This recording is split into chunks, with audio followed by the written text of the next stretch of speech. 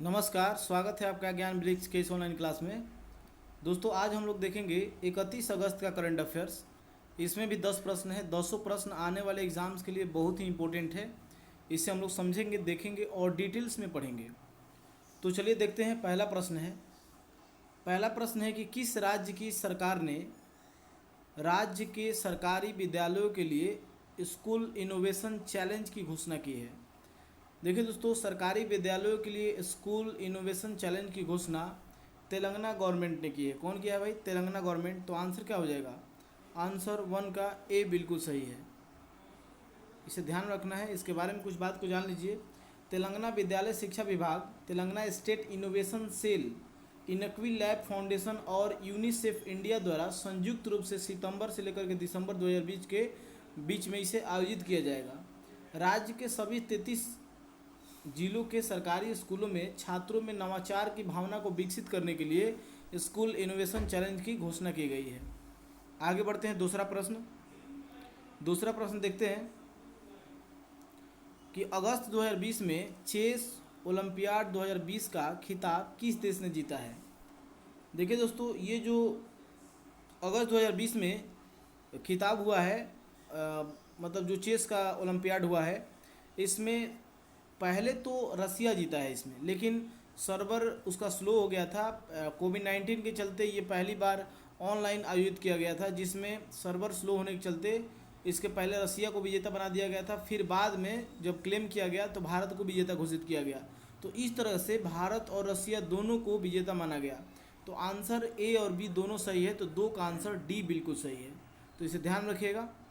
Answer देखते हैं, D बिल्कुल सही है। 3 नंबर प्रश्न देखते हैं। 3 नंबर प्रश्न है कि picodi.com द्वारा जारी औसत वेतन की वैश्विक रिपोर्ट में भारत किस स्थान पर रहा। देखिए दोस्तों, ये औसत वैश्विक रिपोर्ट निकालता है, जिसमें औसत वेतन के बारे में पता चलता है देश में कि कौन से देश का औसत वेतन क्या है। तो इसमें देखिए कुल 106 देशों की रैंक बनाई गई थी, जिसमें भारत इसमें 72वें स्थान पर रहा है। आंसर 3 का सी बिल्कुल सही है। अब देख लेते हैं कौन सा देश पहले स्थान पर है।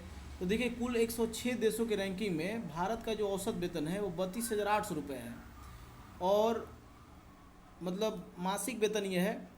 और 4,49,000 रुपये की औसत मासिक वेतन के साथ स्विट्ज़रलैंड पहले स्थान पर है, और लग्जमबर्ग दूसरे स्थान पर है, यूएसए तीसरे स्थान पर है। लेकिन क्यूबा सबसे नीचे है। क्यूबा जानते होंगे आप लोग, क्यूबा सबसे निचले पायदान पर रहा है। तो इसे ध्यान में रखना है। आगे देखते हैं। चौथा नंबर प्रश्न है कि धरंगा परविताना ने हाल ही में संन्यास की घोषणा की, किस खेल से संबंधित है? किस खेल से संबंधित खिलाड़ी है ये? तो देखिए ये क्रिकेट के प्लेयर हैं। क्या खेलते हैं भाई? क्रिकेट। तो आंसर 4 का क्या हो जाएगा? 4 का आंसर डी बिल्कुल सही है। देखिए थरंगा परविताना श्रीलंका के क्रिकेट खिलाड़ी हैं।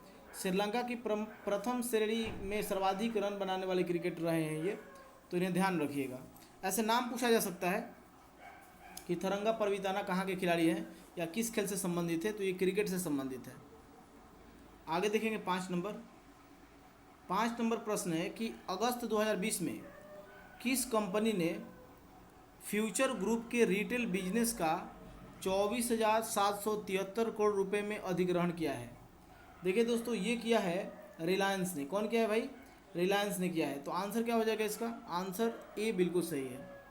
अब देखिए इसके बारे में कुछ जान लेते हैं कि रिलायंस की सहायक कंपनी रिलायंस रिटेल है वेंचर्स लिमिटेड द्वारा इसे अधिग्रहण किया गया है, और इनमें बिग बाज़ार, फूड बाज़ार, ई जोन आदि बिजनेस शामिल किए गए हैं। तो बस यही सब ध्यान रखना है कि किसको अधिग्रहण किया गया है। आगे देखेंगे 6 नंबर प्रश्न है कि Aryabhatta research institute of observation sciences किस शहर में स्थित है। तो ये अभी चर्चा में आया है, इसे ध्यान रखिएगा। देखिए इसमें ये पड़ता है नैनीताल में। नैनीताल उत्तराखंड में है, आप जानते होंगे। 6 का आंसर बी बिल्कुल सही है। अब देखिए इसमें जैसे डॉक्टर सुमित जायसवाल द्वारा आकाशगंगाओं के अध्ययन के दौरान बौने आकाशगंगाओं में तारों के निर्माण कैसे होता है, उसकी खोज के लिए इस इंस्टीट्यूट का सहारा लिया गया। उसके बाद बड़े गैलेक्सियों की तुलना में जो बौने गैलेक्सी का निर्माण होता है वो धीमा होता है, ऐसा माना गया है। हमारी जो मिल्की वे है, हमारी मिल्की वे गैलेक्सी, इसके तारों का निर्माण की प्रक्रिया अन्य तारों से 10 से 100 गुना तक तेज़ी से हो रहा है।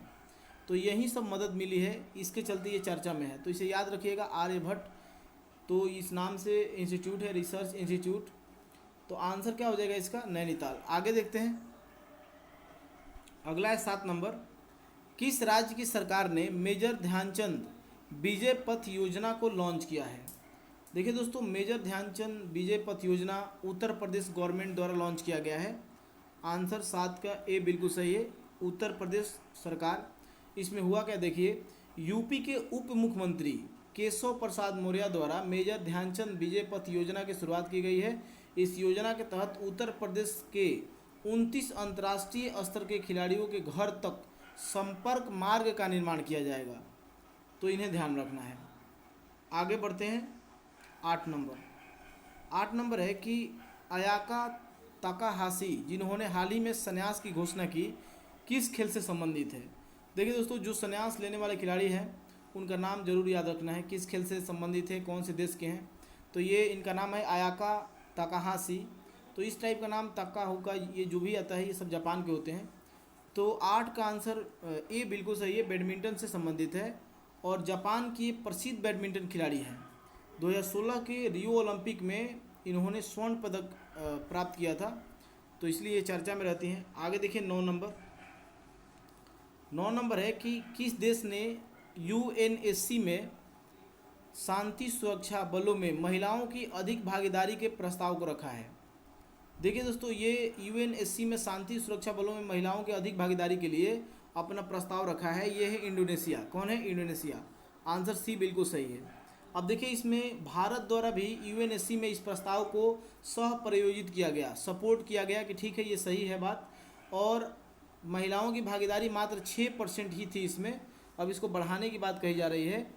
भारत द्वारा 2007 में यूएन शांति सुरक्षा बल में पहली टुकड़ी भेजी गई थी वहाँ पर 2007 में। आगे बढ़ते हैं, अगला है 10 नंबर।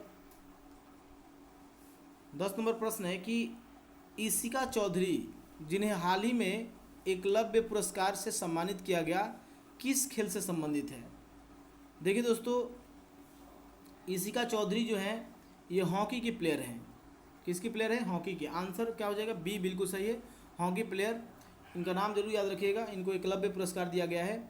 और कमेंट में आप लोग जरूर बताएंगे कि एकलव्य पुरस्कार कौन से राज्य सरकार द्वारा दिया जाता है। ये जरूर कमेंट करके आप लोग बताएंगे कि एकलव्य जो पुरस्कार है ये कौन से राज्य सरकार द्वारा दिया जाता है। देखिए, जो ईशिका चौधरी हैं ये महिला जूनियर हॉकी टीम की खिलाड़ी रही है और इन्हें इस बार ये पुरस्कार दिया गया है। और हॉकी खिलाड़ी एक नाम है उनका इनाम उर रहमान, उनको लाइफ टाइम अचीवमेंट अवार्ड से मतलब पुरस्कार के लिए घोषणा किया गया है। 14 खिलाड़ियों को एकलव्य पुरस्कार दिया जाएगा, 10 खिलाड़ियों को विक्रम पुरस्कार दिया जाएगा और 3 खिलाड़ी को विश्वामित्र अवार्ड से सम्मानित किया जाएगा। तो ये था आज का करंट अफेयर्स। फिर मिलते हैं नेक्स्ट वीडियो में, तब तक के लिए बाय।